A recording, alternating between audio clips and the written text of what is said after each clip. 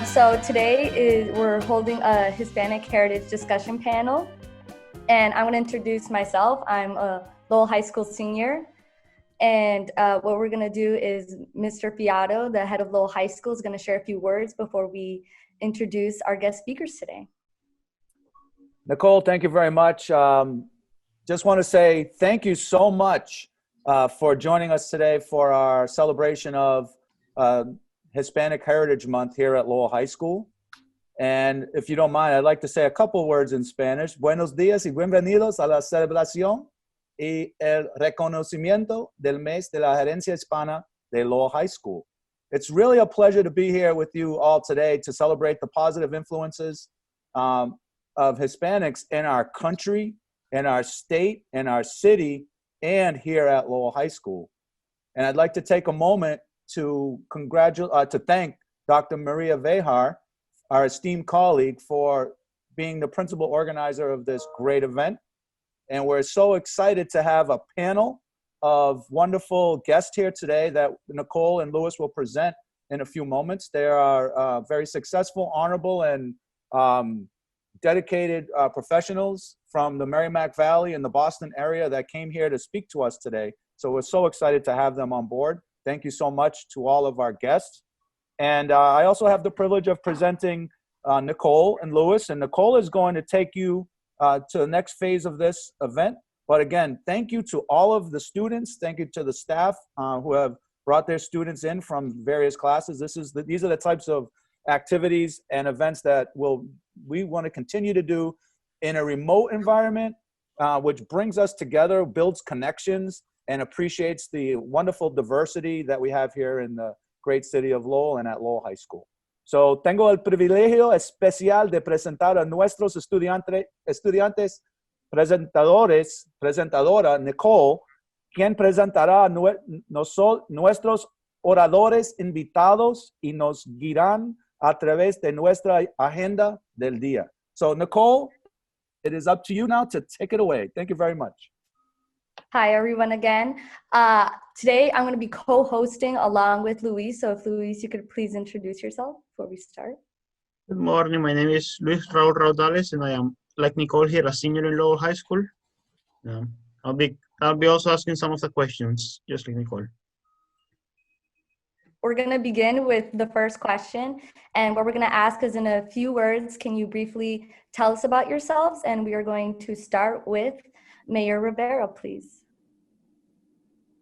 Hola, buenos días. Danny Rivera, soy el alcalde de la ciudad de Lawrence. I'm Dan Rivera, I'm the mayor of the city of Lawrence. And I like to consider myself a Lawrence kid, a kid who grew up in Lawrence, whose parents are immigrants, who worked in the factories here, who try to get me the best education as possible. Despite my behavior and how I acted, I still graduated high school on time and went off to serve our country in the Army and served during the first Gulf War, Desert Storm, Desert Shield. But, you know, I did a lot of different things in my life, but the most important things I've done is been able to come back and serve in my community. That gave me so much. I was a kid from public grade school, public high school, public college, where I went to UMass Amherst. I lived in the projects, so public housing. You know, all these things that the public provided me, I wanted to make sure I gave back to my community and so who supported me along the way. And some of my most important experiences have been in the public, you know, have been because I was part of all these things at public schools and the like. And it made me who I am today. I have two kids, little Daniel and little Charlotte, and I'm married here in Lawrence, and I've been mayor in the city of Lawrence for 7 years. I know it's election time and people are talking about voting. So if you're over 18, please, 18 or over, go register and vote.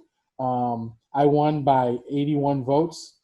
I won by less people that are watching the Zoom right now.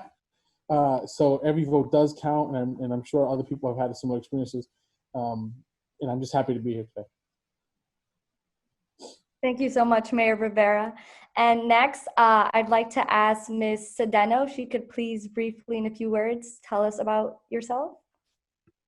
Good morning to everyone. So my name's Soraya, and I am originally from Ecuador. South America, born and raised, and I moved here to the United States in 1982. I went to a special school in Ecuador, and it was all my major was marketing and public relations. I've always been in sales. I love people.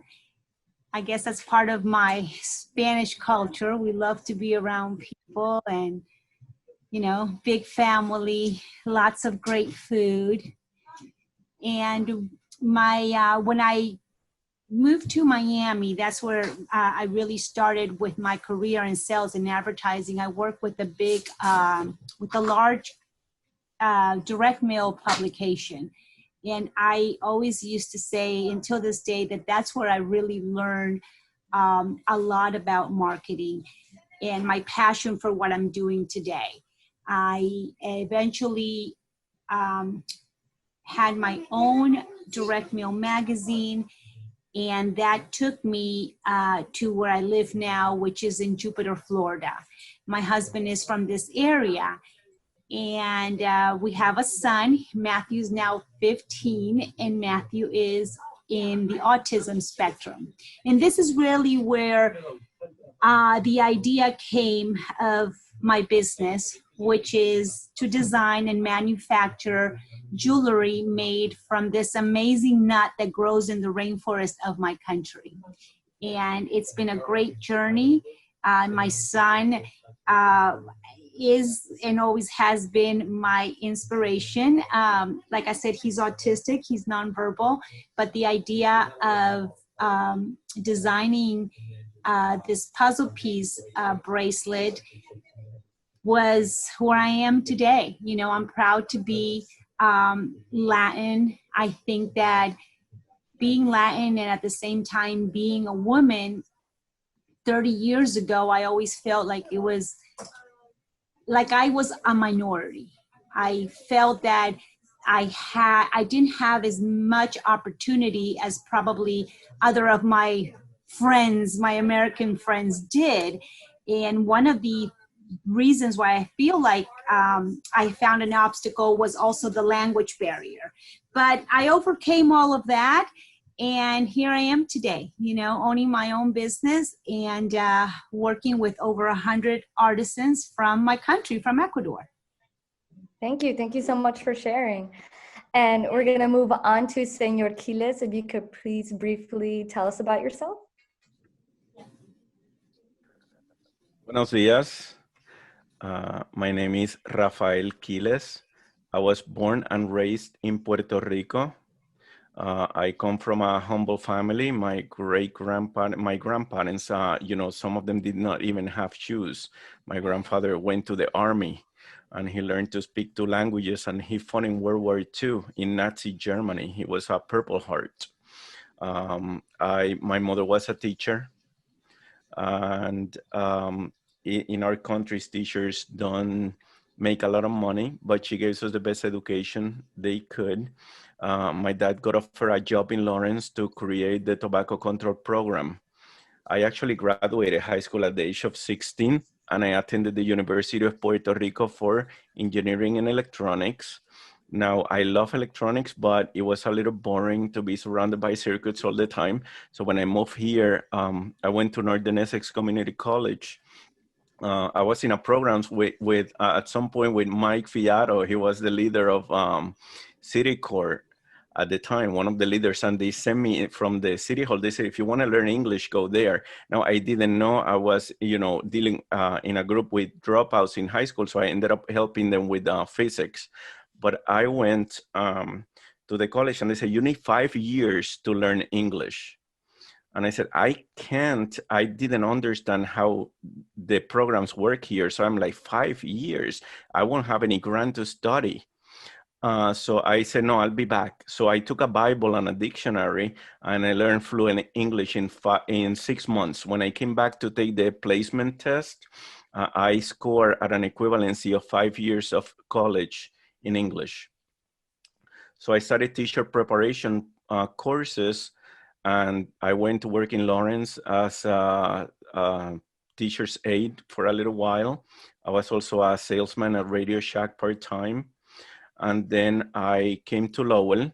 I fell in love with the university and I decided to study on my own terms. So I was kind of like, I didn't have a place to live. I was going back to Puerto Rico and I decided to give a shot to UMass.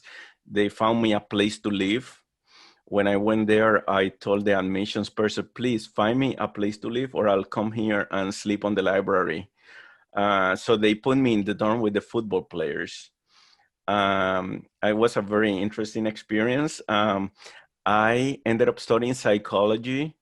I did a minor in Latin American literature and photography. And I enjoyed my experience at UMass. That's why I stayed in Lowell. So, you know, that is a little bit of my story in a nutshell. Thank you so much for sharing, Senor Quiles. And lastly, could Ms. Rivera please briefly share and tell us about yourself? Hi, everyone. My name is Shamir Rivera Quintel. I got married a year ago, so I have a hyphenated name now. My family is from Puerto Rico. My mom was born in Ponce, and my dad was born in Comerío. I was born here in Lowell and raised, so I attended Lowell Public Schools and graduated from Lowell High School in 2006. And school was always so important in my family's lives. I mean, my grandfather, he didn't have the opportunity to go to high school. He went straight to work at a very young age and worked until he wasn't able to walk the mile to where he worked any longer because his body wouldn't allow him to. He always wanted to work, but he told all of my siblings how important school was. We would talk every week on the phone. He lives in Puerto Rico. And we would talk every week on the phone, and he would always tell us, go to school, study, work hard, save your money. And so after I graduated, I did go to college. We were the first in our family to graduate from college. And then after college, I moved home and I worked at a technology company for 5 years. And then from there, I went on to a cybersecurity startup for a couple of years, mostly doing data analytics for them, which was a good learning experience, even though it wasn't very interesting. And from that company, I ended up here at Project Learn, which is where I work right now. And Project Learn's a nonprofit in Lowell that raises money and supports programs for the Lowell Public Schools. I'm actually going to be heading over to Coalition for a Better Acre in 2 weeks, another nonprofit here in Lowell. But I'm not going very far, and so I'm really proud of that, and I'm excited to be supporting that CBA. I'm married, and I also love spending time with my family. Thank you so much. And now Luis is going to take on from here and ask a few more questions. Thank you very much, Nicole. Great job over there. So now another question we will have again for our panelists is, so starting with Mayor Rivera. So based on the position that you hold today, what or who would you say were your greatest influences, and how does that impact the work that you do today? So take it away, Mayor Rivera. You know, I think about the bosses that I've had in the past, and they really have had an influence the way that I do my work, mostly because I learned how to lead from them. And I've been very fortunate because they have been very diverse and they have been mostly women. And so I think about, you know, I worked for a mayor in the city of Lawrence. She was a female mayor, Mayor Patricia Dowling. She's a judge now. I think about when I was at UMass Amherst, a bunch of my bosses, you know, were women who taught me really how to lead organizations. When I was in the Army, my commanding officer was a major who was a female as well. And so I feel like I have learned a lot about this world and how to attack problems from a perspective I think few guys get a chance to do. I will say, I feel like I totally forgot to mention this. My mom is Dominican and my dad's Puerto Rican. I felt like I totally forgot the most important part of the conversation. But you know, and I think that watching my mom come to the United States as a kid, I didn't watch it, but knowing that my mom came to the United States as a young woman with a kid in her arms, and you know, raised a whole family by herself because my dad was absent. with that work ethic too. But I got to tell you, every day I learn from citizens in Lawrence who come under some crazy circumstances from places that are not good. And, you know, they come to other places where they're not good. And they survive and they raise their children in the best possible conditions. So I really have learned a lot from a lot of people. And I'm hoping to keep learning. That's the, you know, as I get older, I hope to keep learning a lot. But what impacts the work the most is I come to it from a perspective from, like I said earlier, I'm a Lawrence kid, so who grew up in the project. So that's my perspective on all the problems that we face. And I say to people, yeah, but what about the people? What about the people who are being impacted about this? And I always want to bring it back to this. I don't think myself, and this is going to sound funny, I'm the mayor of the city, but I don't think that I'm part of City Hall. My job really is to make City Hall do what it doesn't want to do. And so we're in an insurgency. So we're not very popular by people who work at City Hall, but we really do get the job done for people who work and live in the community. And that impact comes from knowing what good public policy can do for a person like me and what bad public policy can do for people, and how it can really turn their backs on folks. Thank you very much. It was a very insightful answers. Now the same question to Miss Edeno. I'm here. Yes. So like, what would you say, like, have been, based on your position today, what have been your greatest influences, and how does that so based on your influence, how will you say that they impact your work today? So briefly tell us about that. Thank you. Well, when I started my business, as I said earlier, it really came out of just an idea, you know, and the idea that I had to be elaborated with the people that live in a very small village back home, back in Ecuador. And we all are from, have the Hispanic roots, Puerto Rico, DR, you know, and we know what it is to see or live in very vulnerable communities. And the community that makes my jewelry is called Sosote, and the population in Sosote is 1,200. When I say vulnerable, I'm talking about people that have very little or no education whatsoever, but generation after generation, their source of their livelihood is by making jewelry, or by making these little statues or buttons out of the material that I make my jewelry today, which is called tagua. These artisans are, and I know that they will continue always to be, my biggest influencers, my biggest supporters, inspiration. I started this business with the idea of having, you know, a great manufacturing company, but the impact that we have created in that community is huge. We have empowered men, we have empowered women every day, every month, by always supporting them and giving them the knowledge of how to manage business and how to become better business owners. There's just so much into what we do, but every single artisan, their life has changed tremendously. When I started this business, I worked with 3 artisans. It was a wife and her husband and her mother-in-law, out of this very small little, it was part of their house where they were making, you know, the jewelry, the very few designs that I was giving to them. And when my vision became greater and greater, I realized that I was going nowhere without them. And what I saw and what I had seen today, life has turned around. And I'm not just talking financial stability. I'm talking the emotional stability, the women, how they feel empowered, that they can also contribute to the livelihood and the education of their kids, the men, you know, having that responsibility of having more artisans, you know, under them. It's just great, you know. Like I said, we started with 3 artisans, and today we have partnered with 102 artisans from that small community.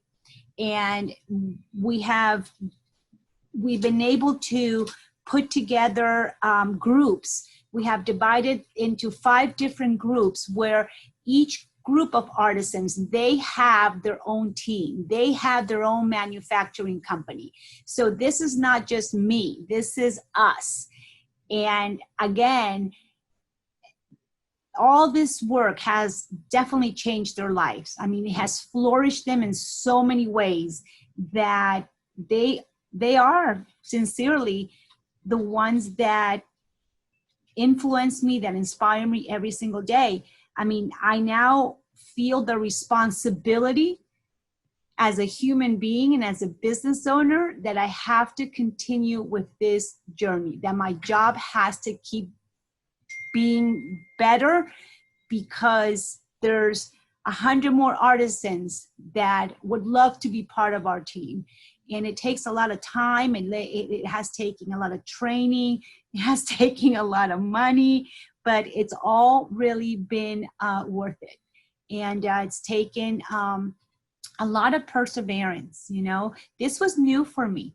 This has been 8 years, but the results are amazing. Even this year with COVID, which has been very challenging, as you all know. If you're a business owner, you'll understand what I'm talking about. But my commitment, our commitment, my husband, my team here with our artisans is so big that every day we keep striving to provide them with work. We can't let them down. So we do everything as business owners to be creative here, so our business can at least be stable, because that way they have work and we're prepared to, hopefully, when this whole situation changes and this is done, we're ready again, you know, to bring everybody back on board. But my company today would be nothing, nowhere without my artisans, and they're the ones that inspire me. Thank you very much, Ms. Elena. That was a very powerful answer, very insightful. So now I would like to pose the same question to Senor Quiles. Again, like in a few words, if you could tell us like who have been your greatest influences and how they have impacted the work you do.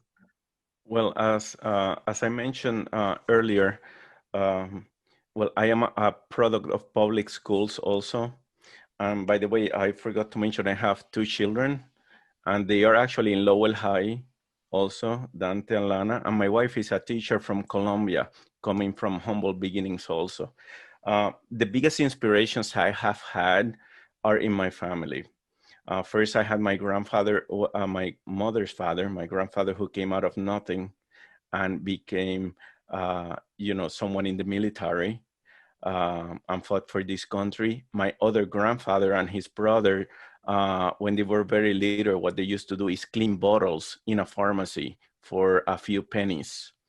And they ended up opening their own pharmacies and taking courses by mail.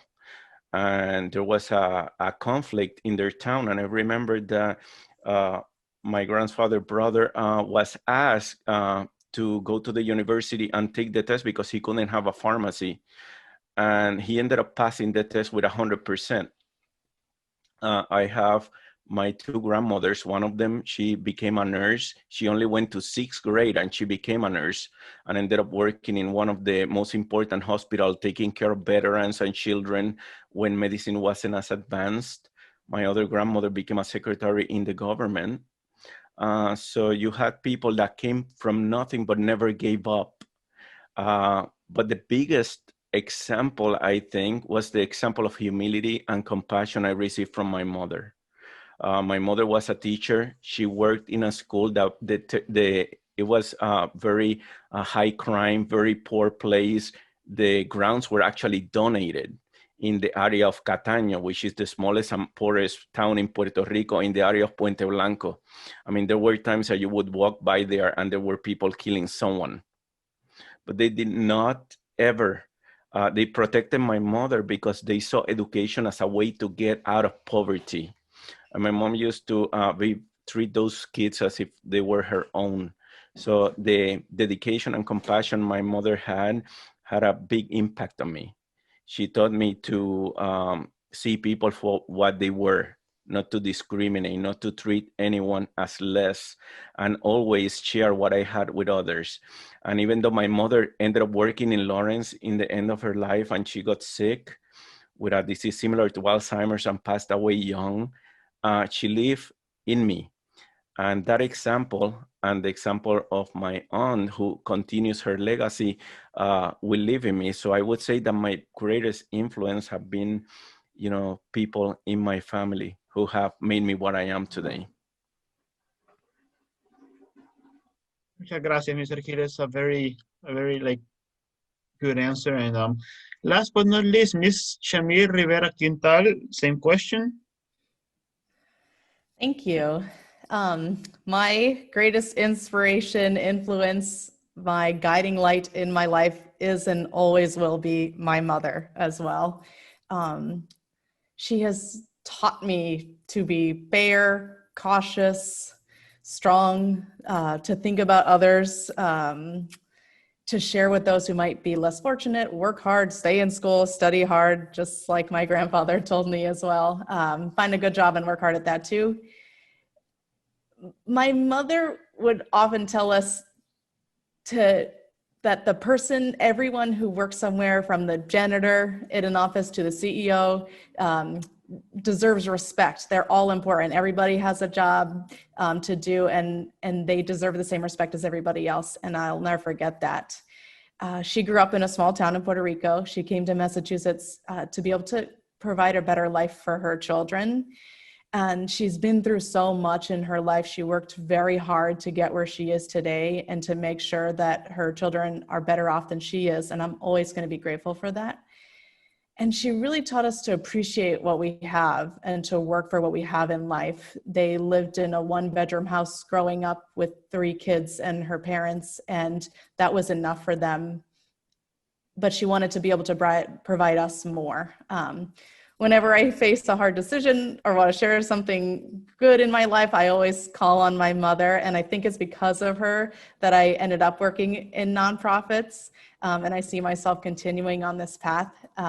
She was actually an early volunteer at CBA before I was even born. So I think in some ways I'm coming full circle to where she started over 30 years ago. And she definitely has had the biggest impact in my life. Thank you very much, Shamir, and thank you very much to all our panelists for your answers. And now I just have one more question I would like to pose to all of you. So starting with Mayor Rivera, my final question is, so given the current situation, what advice would you give students as they navigate most of their educational experiences through a virtual platform? Briefly, please. So I'll tell you what I tell my nephews about school. If you think you're cheating the teacher by not doing what the teacher wants, you're mistaken. You're cheating yourself. So I know this is weird, this whole virtual thing. Like, I mean, maybe it's not weird for all you first-person shooter gamers out there who like are always doing this, like like all those you gamers. This is probably not weird to you, but this is a weird way to learn. But try hard, because in this environment, you can miss a lot of learning. And I learned late in life, what you put in your mind, no one can take from you. It's like whatever you read, whatever you learn, no one can take that from you. So if you're supposed to be on a Zoom, get on that Zoom, do your thing, take your breaks as you're supposed to. Don't cheat yourself. You guys are a part of an immigrant community. You come from a city, with a bunch of stuff going against you. And so I would say to you that there are other communities where the kids don't have these problems, And they're absolutely getting on, and they're getting on in front of the teacher, and they're doing exactly what they have to every day. You cannot afford to mess around. No tienes lujo para estar con esta vagabundería. I'm not going to be on Zoom. I'm going to cheat. You don't have that privilege. You know, at the end of the day, the people who lose most from you not participating is you and your family. You want to have a nice car. You want to have a nice life. You want to have a great family, all that stuff. It starts in every one of these Zooms. You will be behind because you have more kids in your classroom than other places do. You're going to be behind because you don't have the financial wherewithal that other people do. So don't make it worse during these times by not showing up, by not getting out of bed and going to the screen. You don't even have to get on the bus anymore. I think you have to be dressed. You can't be in your pajamas. But let me tell you, I think that in the end, if you don't do this the right way, it's going to make it worse than you can imagine because they're still going to ask you for your high school diploma when you go to a job. They're going to still expect you to do the work when you go to your job or go to college. And if you can't succeed, you will fail. And this stuff you need a high school diploma. You're going to need some type of after-school certification. And so don't cheat yourself. Again, the only people that lose from you not participating in this process is you. That's all. And be great. You have absolutely every capacity to be great. Just be great. Thank you very much, Mayor Rivera. Thank you very much. So again, Ms. Sedeno, same question. So what advice will you give us students as to navigate our educational experiences through a virtual platform? Well, I think the mayor said it all because he's absolutely right. You know, these are different times. We are living in very unpredictable days, some more difficult than others. But I will tell you, virtual learning is not easy. I did virtual schooling with my son for 3 weeks only, and he's special needs. And I know it's not easy. I know it's not easy, but it takes commitment, you know? And thinking of just my son's position where it's probably not as mandatory as just, you know, high functioning, you know, kids, his school, I could have probably done or tried to think that we could get away with, okay, well, waking up a little bit later or making sure that he's not dressed appropriately.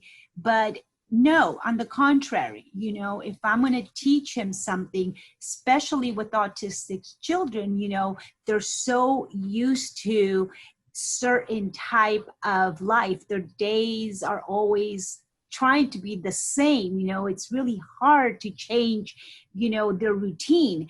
And I had to, more than ever, stick with that daily routine. And thank God here in Florida, our kids are back to school. So, but I have a lot of my friends, you know, that their kids are still virtual schooling, and it's challenging. But it's not only challenging, like I said, for the students, it's also challenging for the parents because they see what's happening out there. But I agree with the mayor, you know, you have to stay focused. If you really want to succeed in life, you have to think that it starts with your education. Don't take that for granted. And when I say don't take that for granted, I'm speaking again about my artisans. These people 7, 8 years ago were not even going to school. They appreciate the fact that their children are able to go to school. Even if it's virtual schooling now, they are so happy that at least they have a computer where they can look at and learn every single day. So don't take your education for granted. Stay with it. Embrace this situation that we're now and keep learning. Don't stop because school is important, guys. It's all in your mind. Be committed. You want a great future. Be better than other people out there and stay in school. The more you learn, the more places you will go in life. So good luck to everybody. Thank you. Thank you very much, Mr. Eno. So now my question, the same question to Señor Quiles. Okay, as a teacher, I'm gonna give you, I think there's 3 steps that you should take, or 3 things that you need to take into consideration. The first thing you need to be successful, and this is born out of need, is to organize yourself. Have a plan. And like somebody mentioned before, commit to it. It is important for you to be perseverant. It is important for you to not give up. Things are not gonna be easy all the time. But there is a saying, it says, nada se ha escrito de los cobardes. So, nothing will ever be written of someone that is scared of doing something. Try. And if you fail, the reason why little kids learn to walk is because they're not afraid to fall. They fall and they walk again, and they fall and they walk again until they accomplish what they are set to do. So perseverant. And the third piece of advice I have for you is know when to ask for help. Please do not procrastinate. Don't wait until the last minute. If you know you need help now, look for help now.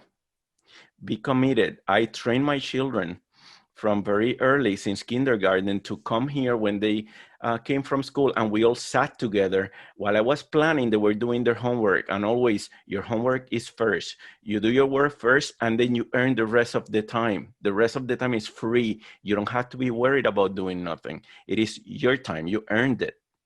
So please ask for help. Your teachers are there to help, and there's other adults in the building, and there's your parents, and there's family members. And I want to end up with a saying that says, no hay mal que dure 100 años, ni cuerpo que lo resista. We are in an epidemic right now, but nothing is going to last forever. This is going to end. This is either going to end before 100 years, or we're not going to be here. So either way, it's going to end. So please continue to move forward. Muchas gracias, señor Quiles. And last but not least, again, Shamir, what advice will you give us as we navigate most of our educational experiences through a virtual platform? So before I answer, I wanted to quickly thank Dr. Vehar for putting this event together. Thank all of the panelists for sharing their stories today. Mr. Friado, thank you for welcoming this event. All of the teachers and students that are here today, but also I want to have a special thank you to Nicole and Louis. I've had the opportunity to work with you both on a number of projects the last couple of years, and it's been so amazing to get to know you, to see your leadership grow, your facilitation skills that we've been practicing the last couple of years, and I really can't wait to hear about your future successes. So thank you.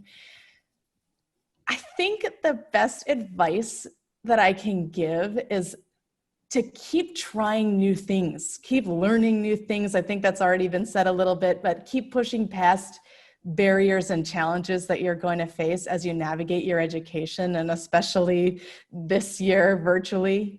You might not know what you want to be when you grow up. I don't think I can truly answer that question myself. That's okay.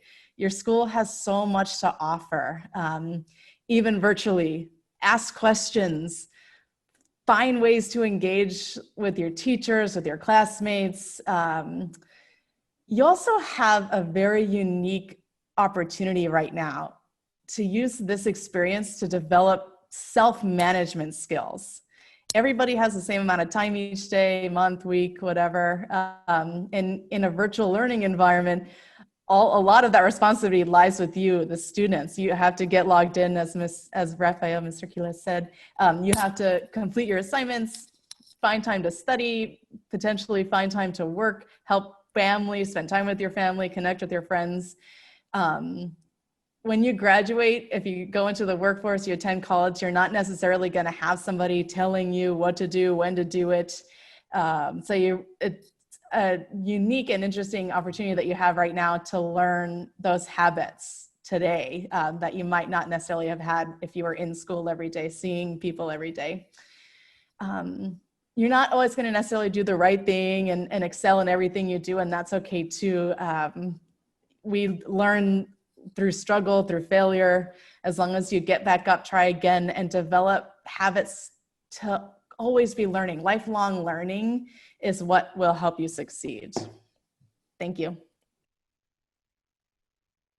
So thank you very much, Shamir, and thank you very much to all our panelists for your responses. So now I would like to hand over the mic to Dr. Maria Bejar, who will continue on from here. Away, Dr. Bejar. It was so well done. Thank you so much for sharing these incredible, compelling stories that you had. Again, thank you to Nicole and Luis. Thank you to our guest speakers. We have so many people to thank. Melinda, the miracle worker, thank you so much for everything. Shamir, Ms. Aquiles, Soraya, thank you so much. You all my inspiration. Thank you, Mayor. Thank you, Yvette. Thank you so much. You know, you're always there, you know, for us, you know, very supportive. Our head of school, Mr. Fiato, thank you for believing in what we do. Thank you for your support. You know, anything that has to do with supporting our students, he says, well, when are we doing it? So thank you so much. What a small world, you know, to have, you know, people that you know each other, you know, the mayor, Mr. Fiato, and Mr. Aquiles. But this is, again, a great opportunity to get to know each other, but also to share those stories. Unless you have anything else, I mean, my heart is just, you know, thank you so much. I can say enough.